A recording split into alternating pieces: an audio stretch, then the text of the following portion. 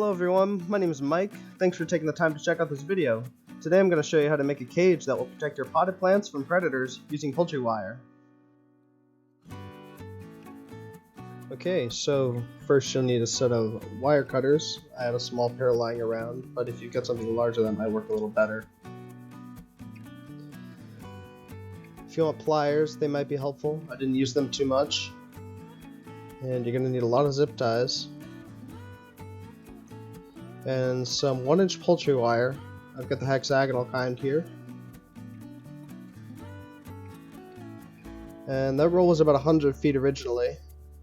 Also going to need your tape measure.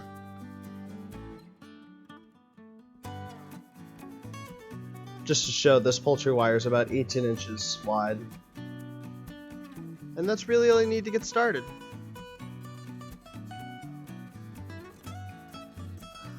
Okay, so you're going to want to start by measuring out about 6 feet or 70 inches.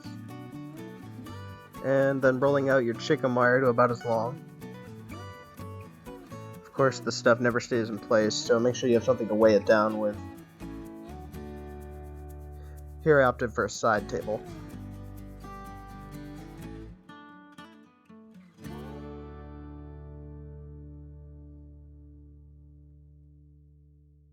The next step is to start cutting where you had measured, at about 6 feet, and you want to cut so you leave these Ys at the end.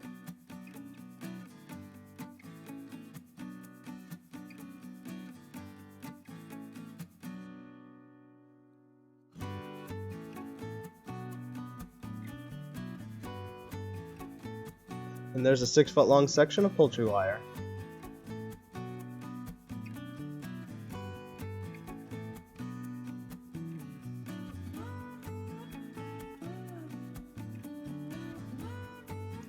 Next step is to take both of our free ends and line them up just so. Ultimately, what we want is a cylinder.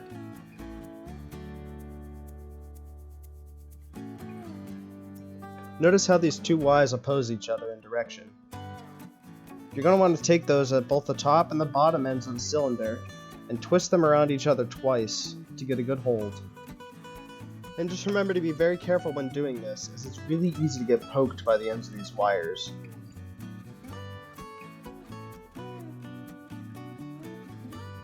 You're going to want to clean up the edges and twist off whatever's sticking out so that it's not really poking out anymore.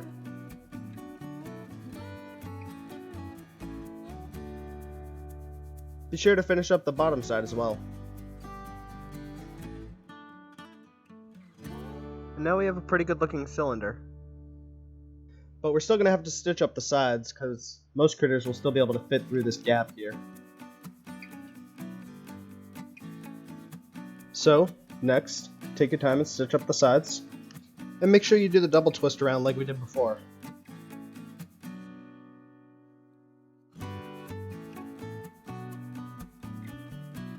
And you're going to end up with about 20, 21, 22 inches diameter. And there you have it. That'll be the first out of our 2 cylinders. And now we're just going to cut out another one in the same fashion as before and make our second cylinder.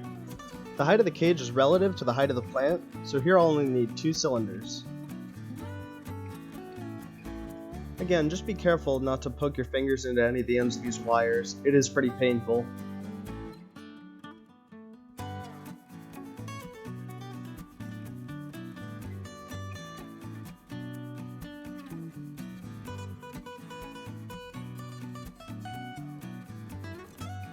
Next thing we're going to do is grab our zip ties and attach the 2 cylinders to make a larger cylinder.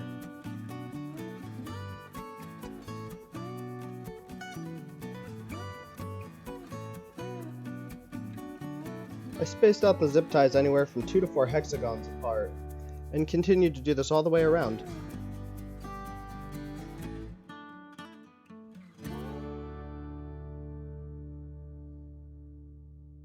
You're going to want to cut off the ends of the zip ties when you're done.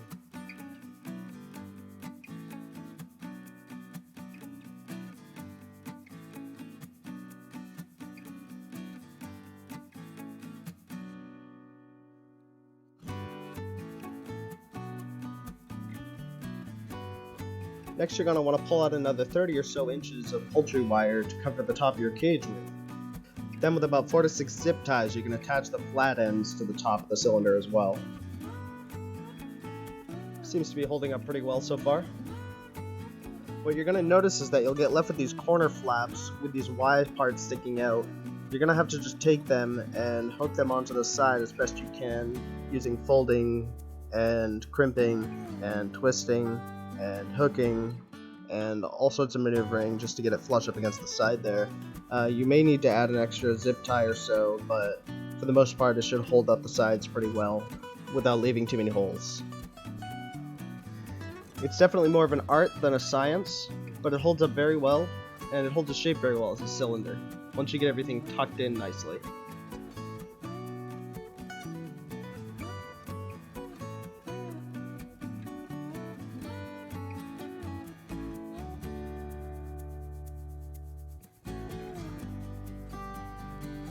And then just cut off the rest of your zip ties. And there it is, the top half of the cage. Next we're going to need an access hole, so we can reach in there and get any fruits or do any pruning or what have you. What you'll want to do here is cut out a piece about how big you want it and use it as a stencil to make your cuts. Take your time to bend and soften the pointy edges so that when you reach in, you're not going to get hurt or scratched. Lastly, take that stencil you used and take the 4 corners and just hook them onto the door, and there you go. So here you can see the unfinished cage and some larger finished cages I made for my Carmen Peppers. These are 3 cylinders high instead of 2. So you can see the peppers are just starting to come in now, and I wanted to get these cages up soon because last year was a bit of a squirrel apocalypse here in New England, and I just wanted to avoid any issues like I had last year. I think they took about 20 of my peppers in total. And so just like with the top, we'll attach the flat sides with some zip ties and fold in the corners. First we'll have to place the main cylinder over the plant carefully. This here is my Patio tomato plant. Now just attach the bottom carefully, making sure the door is facing where you want it to face, and you're good to go. Now your plant's protected from squirrels and other critters.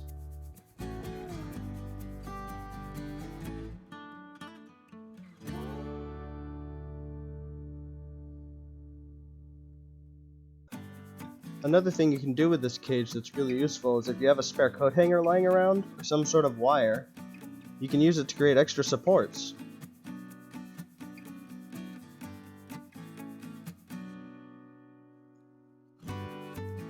And that's all you need to know to make your own squirrel-proof potted plant cage.